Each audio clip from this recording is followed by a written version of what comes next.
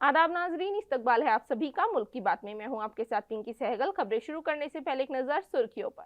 Cease fire deal का violation Israel को पड़ा भारी। हिजबुल्लाह ने जवाबी कार्रवाई कर इजराइल पर बरसाए रॉकेट। संभल फसाद को इंसानी हुकूक कमीशन ने लिया नोटिस में। संभल तशद्दुद में तहकीक के लिए दी डेडलाइन। संभल तशद्दुद के मुलजिमों से जेल में मिले सपा लीडर, सभी को दिलाया कानूनी मदद का यकीन। मौलाना महमूद मदनी का बड़ा बयान, बोले अजमेर दरगाह को मंदिर बताना भारत के दिल पर हमला। जज बनने के बाद फरहान इशाद का पहला रद्द-ए-अमल आया सामने। फरहान ने अहले खाना को दिया कामयाबी का क्रेडिट।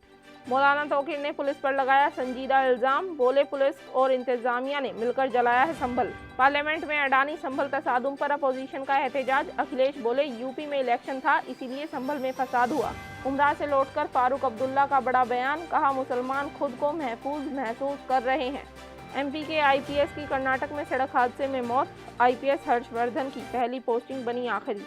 गजा और लेबनान पर कब्जा करने के इजराइल के प्लान पर पानी फेरते हुए लेबनान के लड़ाकों ने इजरायली फौज को कड़ी टक्कर देते हुए पहले तो उसे लेबनान से बाहर का रास्ता दिखाया था और फिर उसको सीज फायर डील करने के लिए मजबूर कर दिया था और इजराइल को भी हार मानते हुए लेबनान के सामने घुटने टेकने पड़े थे।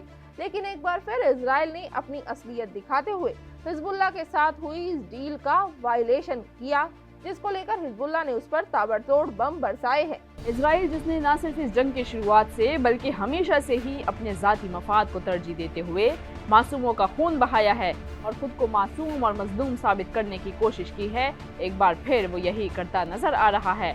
लेबनान से करारी शिकस्त मिलने के बाद इजराइल भीगी बिल्ली की तरह कुछ दिन तो खामोश बैठा रहा, लेकिन फिर उसने अपने शैतानी मंसूबे पर अमल करना शुरू कर दिया है। इजराइल ने लेबनान के साथ हुई सीज फायर डील को तोड़कर फिर अपनी मौत को दावत दे दी है। प्रेस टीवी की खबर के मुताबिक जमीनी सूरत हाल का बारीक बीनी से जायजा लेने से इस मुआहिदे की वाज़ेह खिलाफ वर्जियाँ जाहिर होती हैं कि इजरायली फौज न सिर्फ सरहदी देहातों के साथ साथ मुतादद इलाकों में बल्कि ज़मीनी इलाकों में भी मुख्तलिफ हमले कर रही है और आम शहरियों को भी निशाना बना रही है। वहीं इजराइल की इस गलती का हिजबुल्लाह के लड़ाकों ने मुंह तोड़ जवाब देते हुए उस पर तगड़ा हमला किया है। अल-मयादीन की खबर के मुताबिक लेबनान के साथ जंगबंदी के दर्जनों इजरायली खिलाफ वर्जियों के बाद लेबनान में इस्लामिक रेजिस्टेंस ने इब्तिदाई दिफाई रद्द-ए-अमल का मुजाहिरा किया है। हिजबुल्लाह ने जनूबी लेबनान में कफ्फार चौबा पहाड़ियों में इजराइल के जेर कब्जा रवीसातुल आलम साइट को निशाना बनाया। रेजिस्टेंस ने अपने बयान में कहा है कि उसने ये कार्रवाई खिलाफ वर्जियों के जवाब में की है। हिजबुल्लाह ने मजीद कहा कि यह ऑपरेशन फिलहाल तो छोटा है, लेकिन ये खबरदार करने के लिए है कि अगर इस तरीके की मजीद वायलेशंस की गई तो इसराइल को उसके संगीन नताइज भुगतने होंगे। इसराइल के जरिए अगर इसी तरह के हमले जारी रहे और वो अगर इस सीज फायर डील का वायलेशन करने से अब भी बाज न आया तो इस बार न सिर्फ हिजबुल्लाह के लड़ाके उस पर जमकर बरसेंगे बल्कि ईरान भी उस पर इस बार और ज्यादा भारी पड़ेगा, क्योंकि ईरान ने भी ऑपरेशन ट्रू प्रॉमिस 3 का ऐलान करते हुए इजराइल से उसके जुर्मों का बदला लेने का अज़्म कर लिया है। तो वहीं यूपी के संभल में हुए तशद्दुद के बाद कई तरह के सवाल उठ रहे थे। अब इस मामले में रियासत की ह्यूमन राइट कमीशन ने इसका नोटिस लिया है। कमीशन ने इस मामले की तहकीकात का हुक्म दिया है। संभल एसपी इस मामले की जांच कर रहे हैं और उन्हें 13 जनवरी तक इस मामले की रिपोर्ट इंक्वायरी कमीशन को सौंपनी होगी। रियासती इंसानी हुकूक कमीशन 5 जनवरी को इस मामले की समाअत करने वाला है। बता दें कि समाजी कारकुन और इलाहाबाद हाई कोर्ट के वकील डॉक्टर गजेंद्र सिंह यादव ने इस मामले की शिकायत इंसानी हुकूक कमीशन से की थी। इस शिकायत में उन्होंने कहा कि संभल में जो तशद्दुद हुआ वो पुलिस की नाकामी की वजह से हुआ था। इस तशद्दुद के जिम्मेदार सरकारी मुलाजमीन हैं। वहीं संभल तशद्दुद मामले में जेल में बंद लोगों से मिलने समाजवादी पार्टी का एक वफद मुरादाबाद जेल पहुंचा। मुलाकात के बाद समाजवादी पार्टी के साबिक एमपी ने सभी को बेगुनाह बताते हुए कहा कि पार्टी सभी को कानूनी मदद देगी। समाजवादी पार्टी के सरबराह और यूपी के साबिक वजीर आला अखिलेश यादव की हिदायत पर समाजवादी पार्टी के एक वफद ने मुरादाबाद डिस्ट्रिक्ट जेल में बंद संभल तशद्दुद के बेकसूर लोगों से मुलाकात की और उनके दुख दर्द के बारे में जाना। जेल में बंद लोगों ने अपने जिस्मों पर पुलिस की बर्बरियत के निशानात दिखाए। पुलिस ने लोगों के साथ जानवरों जैसा सलूक किया और उन्हें बुरी तरह से मारा पीटा है। पुलिस की पिटाई की वजह से उनके जिस्म पर सियाह निशानात रह गए हैं। वफद ने जिम्मेदार जेल हुक्काम से बेहतर सलूक का मुतालबा किया है।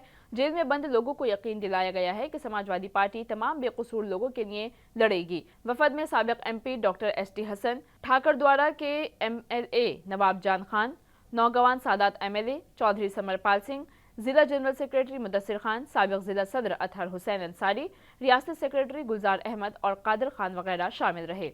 राजस्थान के अजमेर में वाक़ ख्वाजा मोइनुद्दीन चिश्ती की दरगाह इन दिनों सुर्खियों में बनी हुई है। इस बीच जमीयत उलेमाए हिंद के सदर मौलाना महमूद मदनी का बयान सामने आया है। मौलाना महमूद मदनी ने इस मामले को भारत के दिल पर हमला करने जैसा बताया है। मौलाना महमूद असद मदनी ने मुल्क भर में मसाजिद के हवाले से जारी अनारकी को फौरी तौर पर रोकने का मुतालबा किया है। इसके साथ ही उन्होंने उत्तरकाशी की जामा मस्जिद के खिलाफ मुहिम और मकामी इंतजामिया की जानिब से फिरका परस्त अनासिर को पंचायत में इजाज़त देने की सख्त मजम्मत की है। उन्होंने कहा कि ऐसे लोगों को हर जगह हुकूमतों का तहफ़्फ़ुज़ हासिल है, जिसका नतीजा मुल्क में अनारकी और नफरत की सूरत में सामने आ रहा है। उन्होंने मरकजी हुकूमत और रियासती हुकूमतों से मुतालबा किया है कि वो ऐसे अनासिर को तहफ़्फ़ुज़ देने से दूर रहें, वरना तारीख उनके तर्ज अमल को माफ़ नहीं करेगी। मौलाना महमूद मदनी ने मजीद कहा कि अजमेर शरीफ दरगाह के बारे में किए गए दावे मज़ाक़ खेज़ हैं, इसे फ़ौरन रद्द कर दिया जाना चाहिए, लेकिन ऐसा नहीं हुआ। गद्दारी के मामले में जेल में बंद शर्जील इमाम की बहन फरहा निशात ने बीपीएससी की 32वीं बिहार जुडिशियल इम्तिहान पास किया है और जज बन गई है। जज बनने के बाद उनका पहला रद्द-ए-अमल सामने आया है। इस दौरान जब फरहा से शर्जील के बारे में पूछा गया तो उनका कहना था कि हमें अपनी अदालती इंतजामात पर मुकम्मल एतमाद होना चाहिए। मुझे उम्मीद है कि ये भी जल्द हल हो जाएगा। शर्जील इमाम के जेल जाने के काफ़ी अरसे बाद उनके अहल खाना निशात के जज बनने पर खुश हैं। 28 साला फरहा निशात ने मेहनत से ये मकाम हासिल किया है। जेल जाने के बाद शर्जील के अहल खाना के लिए ये पहला खुशी का मौका है। फरहा निशात ने अपनी कामयाबी का क्रेडिट अपने ख़ानदान को दिया है। उन्होंने कहा कि उन्होंने खुद मुताला और घर वालों की रहनुमाई की मदद से इम्तिहान पास किया है, जबकि इंटरव्यू की तैयारी के लिए कुछ इदारों की मदद ली थी। उन्होंने कहा कि वो जल्द इंसाफ के फैसले देकर मुआशरे की खिदमत करना चाहती हैं। उत्तर प्रदेश के इत्तेहादे मिल्लत काउंसिल के सरबराह मौलाना तौकीर रजा संभल तशद्दुद में जख्मी लोगों से मिलने मुरादाबाद पहुंचे, लेकिन इंतजामिया ने उन्हें मुतासरीन से मिलने से रोक दिया। उसी को लेकर तौकीर रजा ने मीडिया से बात करते हुए क्या कुछ कहा, सुनिए। पुलिस जो कुछ भी कह रही है, प्रशासन जो भी कह रहा है, सरकार जो कह रही है, सरासर झूठ है, सफेद झूठ है। मुसलमानों ने न कोई पथराव किया है, न दंगा किया है। पुलिस ने बराह रास्त और हिंदूवादी संगठनों को अपने साथ लेके गए, ये मुजरिमाना काम किया और धार्मिक उन्मादी नारे लगाते हुए मस्जिद में जूतों समेत घुसने की कोशिश की, पत्थर अपने साथ लेकर गए। इन तमाम के बावजूद मुसलमानों ने सब्र से काम लिया है और मुसलमानों ने रिएक्शन नहीं दिया है। अगर सर्वे की वजह से रिएक्शन मुसलमानों ने देना होता तो पहले सर्वे में रिएक्शन दे दिया होता। अगर सर्वे के लिए मुसलमानों ने रिएक्शन दे दिया होता तो ज्ञानव्यापी के लिए दिया होता, ईदगाह के लिए दिया होता। लेकिन आज तक मुसलमानों ने सरकारी काम में बाधा बनना की कोशिश नहीं की है और कहीं कानून अपने हाथ में लेने की कोशिश नहीं की है। इसीलिए संभल को कैद खाना बनाया हुआ है कि बाहर का कोई आदमी वहां नहीं जा सकता, किसी को जाने की इजाजत नहीं, ताकि सच्चाई बाहर आ सके। अलीगढ़ मुस्लिम यूनिवर्सिटी में तलबा ने संभल में हुए तशद्दुद को लेकर मार्च निकाली। तलबा ने मांग की है कि पुलिस और मुल्जिम लोगों के खिलाफ कड़ी कार्रवाई होनी चाहिए। AMU में तलबा के एक ग्रुप ने कल एक मार्च निकाला था कि संभल में हालिया तशद्दुद के खिलाफ अपने एहतजाज का इजहार किया जा सके और मुल्क में फ़िरक़ावाराना मुनाफरत के बढ़ते हुए वाक़यात पर गहरी तशवीश का इजहार किया जा सके। मुजाहिरीन ने दोपहर बाब सर सैयद तक मार्च किया और सदर जमहूरिया हिंद को एक मेमोरेंडम पेश किया, जिसमें उनसे मुल्क में बढ़ते हुए फ़िरक़ावाराना पोलराइजेशन का नोटिस लेने की अपील की गई है। अलीगढ़ मुस्लिम यूनिवर्सिटी के तलबा ने मुतालबा किया है कि जिन खानदानों ने अपने प्यारों को खोया है उन्हें फौरी और मुनसिफाना एक्स ग्रेशिया रकम फराहम की जाए। मुल्क भर से मस्जिदों और मज़ारों पर दावे किए जाने के मामलात सामने आ रहे हैं। अब इन सभी मामलों पर JKNC के सरबराह फारूक अब्दुल्ला का भी रद्द-ए-अमल सामने आया है। उम्रे के सफ़र से वापसी के बाद नेशनल कॉन्फ्रेंस के सदर फारूक अब्दुल्ला ने बड़ा बयान दिया है। उन्होंने कहा कि इसमें कोई शक नहीं कि मुसलमान खुद को गैर महफूज महसूस कर रहे हैं।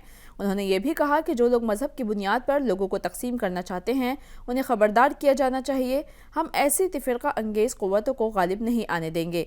फारूक अब्दुल्ला ने कहा कि उम्रे के दौरान मैंने अल्लाह ताला से दुआ की है कि वो हमारी मुश्किलात में कमी और भाईचारे को बरकरार रखें। उन्होंने कहा कि मरकज़ फ़िरक़ा वाराना कशीदगी को पैदा करने वाली सरगर्मियों को रोके। भारत के 24 करोड़ मुसलमानों को समुंदर में नहीं फेंका जा सकता। मुसलमान यकसा सलूक के मुस्तहिक़ हैं, उनके साथ भी वही सलूक किया जाना चाहिए जो दूसरे लोगों के साथ किया जा रहा है। हिंदुस्तान के आइन में तमाम मज़ाहिब और ज़बानें बराबर हैं। वहीं पीएम मोदी आज चंडीगढ़ दौरे पर रहे, जहां उन्होंने नाफिज किए गए 3 क्रिमिनल कानून का जायजा लिया। इस दौरान पीएम मोदी के साथ अमित शाह भी मौजूद रहे। पीएम मोदी आज मरकजी ज़ेर इंतज़ाम इलाके चंडीगढ़ के दौरे पर रहे। पीएम मोदी के दौरे के पेश नज़र शहर में सिक्योरिटी के सख्त इंतजामात किए गए। बताते चलें कि चंडीगढ़ के अपने दौरे के दौरान पीएम मोदी ने मुल्क में नाफिज 3 नए फौजदारी कवानीन पर बहस की, बातचीत की और इनका जायजा लिया। बता दें कि ये 3 नए फौजदारी कवानीन यानी कि Indian justice code 2023, Indian civil defence code 2023 और इंडियन एविडेंस एक्ट 2023 के निफाज का उन्होंने जायजा लिया। इस प्रोग्राम में पीएम मोदी के साथ मरकजी वजीर दाखिला अमित शाह भी मौजूद रहे। मालूमात के मुताबिक आपको बताते चलें कि पीएम मोदी के दौरे के पेश नज़र शहर में इजाफी फोर्स तैनात कर दी गई। इसके अलावा कई चेक पोस्टें भी कायम की गई। चंडीगढ़ के अलावा पंचकूला और मोहाली समेत आसपास के इलाकों में भी सिक्योरिटी के सख्त इंतजामात किए गए। पुलिस ने कहा कि मंगल को चंडीगढ़ में कुछ रास्तों पर ट्रैफिक को रोक दिया गया और कुछ रास्तों पर ट्रांसपोर्ट को डाइवर्ट कर दिया गया था। साथ ही बताते चलें कि सदर हिंद द्रौपदी मुर्मू भी आज से उड़ीसा के 5 रोज़ा दौरे पर हैं। वो कई अहम प्रोग्रामों में शिरकत करेंगी। पार्लियामेंट के सरमाई इजलास में लगातार 5 दिन तक हंगामा होने के बाद सभी लीडरान की फ्लोर मीटिंग बुलाई गई। पार्लियामेंट की कार्यवाही ठीक से नहीं चलने को लेकर लोकसभा स्पीकर ने सभी फ्लोर लीडर्स की मीटिंग बुलाई। बताते चलें कि 25 नवंबर से शुरू हुए विंटर सेशन में 2 दिसंबर तक कुल मिलाकर तकरीबन 40 मिनट की ही कार्रवाई हुई है, जिसको लेकर लोकसभा के स्पीकर ओम बिरला ने एक बैठक बुलाई और पार्लियामेंट में हंगामा न करने का मुतालबा किया गया। लोकसभा के स्पीकर ओम बिरला के साथ इक़्तिदार वाली हुकूमत यानी कि बीजेपी एनडीए के लीडरान के साथ साथ अपोजिशन के फ्लोर लीडरों ने भी मीटिंग की और ये तय पाया गया कि लोकसभा और राज्यसभा दोनों ऐवानों को सही तरीके से चलाया जाएगा। अपोजिशन लीडरों ने कुछ मुतालबात किए जो मान लिए गए हैं। वहीं मरकजी वजीर किरेन रिजिजू ने कहा कि ये दुरुस्त नहीं है कि ऐवान काम नहीं कर रहा है और अवाम के पैसे का नुकसान हो रहा है। सबने इस बात को तस्लीम किया और कहा कि 13 और 14 तारीख को लोकसभा में और 16 और 17 को राज्यसभा में आइन पर बहस होगी। रिजिजू ने कहा कि कल हम ऐवानों से पहला बिल पास करेंगे। इसके अलावा लोकसभा में मेंबरान पार्लियामेंट की बैठक का नया इंतजाम भी सामने आया है। बैठने के हवाले से जारी करदे एक सर्कुलर के मुताबिक नितिन गडकरी को पहली कतार में अमित शाह के बिल्कुल बराबर नशिस्त अलॉट की गई है। वहीं प्रियंका गांधी को चौथी कतार में सीट नंबर 517 अलॉट किया गया है। राहुल गांधी और प्रियंका गांधी की सीटों के दरमियान 19 सीटों का फर्क है। मीटिंग से पहले इंडिया ब्लॉक लीडरों ने राज्यसभा में अपोजिशन लीडर मल्लिकार्जुन खड़गे से भी मुलाकात की। इसमें लोकसभा के अपोजिशन लीडर राहुल गांधी भी मौजूद रहे। हालांकि टीएमसी के अरकान असेंबली इस मीटिंग में शामिल नहीं हुए। टीएमसी से वाबस्ता जराये ने बताया कि वो ऐवान में बेरोजगारी, मणिपुर, महंगाई जैसे मसाइल पर बात करना चाहते हैं, जबकि कांग्रेस सिर्फ अडानी के मामले पर हंगामा कर रही है। टीएमसी लीडर कल्याण बनर्जी ने लोकसभा स्पीकर ओम बिरला से मुलाकात पर कहा कि आज की मीटिंग में हम सब ने इत्तेफाक किया है कि ऐवान में कोई हंगामा नहीं होगा। समाजवादी पार्टी को संभल पर बोलने की इजाजत होगी और हम बांग्लादेश का मुद्दा ऐवान में उठाएंगे। पार्लियामेंट के विंटर सेशन का आज छठा दिन था। कार्यवाही शुरू होने से पहले ही अपोजिशन इंडिया ब्लॉक के लीडरान ने अडानी और उत्तर प्रदेश के संभल में तशद्दुद को लेकर हुकूमत के खिलाफ एहतजाज किया। लोकसभा में अपोजिशन लीडर राहुल गांधी और कांग्रेस एमपी प्रियंका गांधी वाड्रा ने मुजाहिरे में हिस्सा लिया। समाजवादी पार्टी लीडरान और टीएमसी के लीडरान ने इस मुजाहिरे में शिरकत नहीं की। उत्तर प्रदेश में संभल तशद्दुद पर लोकसभा में बोलते हुए समाजवादी पार्टी सरबराह अखिलेश यादव ने कहा कि संभल में जो वाकया हुआ है वो एक सोची समझी साजिश है। ऐसा इसलिए किया गया क्योंकि उत्तर प्रदेश में इंतखाबात थे। भाईचारे की शूटिंग संभल में हुई है। बीजेपी और उसके इत्तेहादियों की तरफ से पूरे मुल्क में खुदाई की बातें करने से मुल्क का भाईचारा खत्म हो जाएगा। अखिलेश यादव के बयान पर समाजवादी पार्टी एमपी रामगोपाल यादव ने कहा कि किसी अफसर के खिलाफ कोई मुकदमा दर्ज नहीं किया गया है। संभल में जो कुछ हुआ उसकी बुनियाद पर बदायूं, जौनपुर और अजमेर शरीफ में जो कुछ हो रहा है वो पूरे मुल्क को आग लगाने की साजिश है। वहीं अपोजिशन के मुजाहिरे के दौरान मरकजी वजीर किरेन रिजिजू ने कहा कि मुल्क को चलाने के लिए पार्लियामेंट चलना बहुत जरूरी है। पार्लियामेंट की कार्यवाही अगर ठीक से नहीं होगी तो उसका सबसे ज्यादा नुकसान मुल्क और अपोजिशन के एमपीज को होगा। उन्होंने मजीद कहा कि हम बिना बहस के भी बिल पास कर सकते हैं क्योंकि हमारे पास अक्सरियत है। हालांकि ऐसा करना हमें ठीक नहीं लगता है। हिंदुस्तानी वजारत खारजा ने त्रिपुरा के अगरतला में बांग्लादेश के असिस्टेंट हाई कमीशन में हुई घुसपैठ की मजम्मत की। मगरबी बंगाल की सीएम ममता बनर्जी ने बांग्लादेश में United Nations peace keeping force तैनात करने की मांग की है।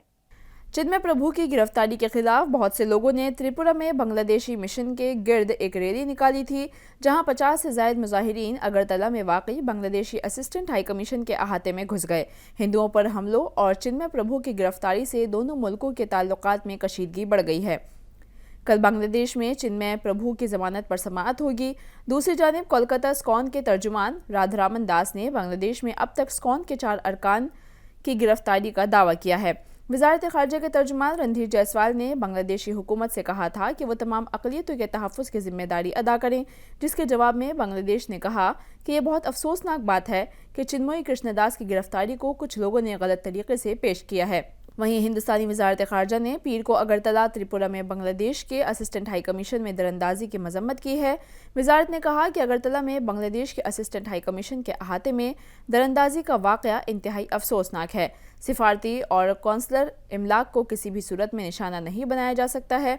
बयान में मजीद कहा गया कि हुकूमत दिल्ली में बांग्लादेश हाई कमीशन और मुल्क भर में दीगर बांग्लादेशी डिप्टी और असिस्टेंट हाई कमीशनों की सिक्योरिटी को बढ़ाने के लिए कार्रवाई कर रही है। वहीं मगरबी बंगाल की सीएम ममता बनर्जी ने मगरबी बंगाल असेंबली में कहा कि बांग्लादेश में हमारे खानदान, करीबी लोग और जायदादें हैं। इस पर हिंदुस्तानी हुकूमत जो भी मौक़िफ़ इख्तियार करेगी हम उसे कबूल करेंगे, लेकिन हम दुनिया में कहीं भी मजहबी बुनियादों पर होने वाले मजालिम की मजम्मत करते रहेंगे। मरकजी हुकूमत और पीएम मोदी से मुदाखलत की अपील करते हुए उन्होंने कहा कि हमने स्कॉन की कोलकाता यूनिट के सरबराह से बात की है। अगर बांग्लादेश में हिंदुस्तानियों पर हमला होता है तो हम इसे बर्दाश्त नहीं कर सकते। हम अपने लोगों को वापस ला सकते हैं। हिंदुस्तानी हुकूमत इस मामले को अक़वाम मुत्तहदा में उठा सकती है ताकि अमन फ़ौज को बांग्लादेश भेजा जा सके। कई कांग्रेस की दिल्ली न्याय यात्रा जोरों शोरों से जारी है। 25वें दिन कांग्रेस की न्याय यात्रा उत्तम नगर, द्वारका और मटियाला असेंबली इलाकों में निकाली गई।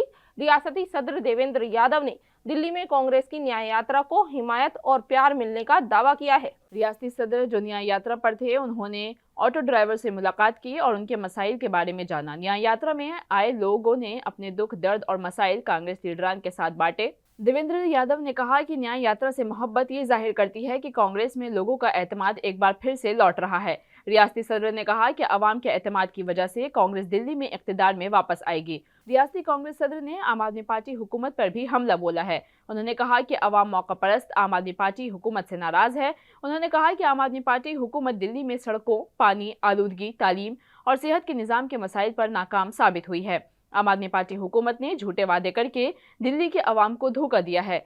इस यात्रा में दिल्ली के अक़लियती महकमे यानी कि माइनॉरिटीज़ डिपार्टमेंट के लोगों ने भी बड़ी तादाद में शिरकत की।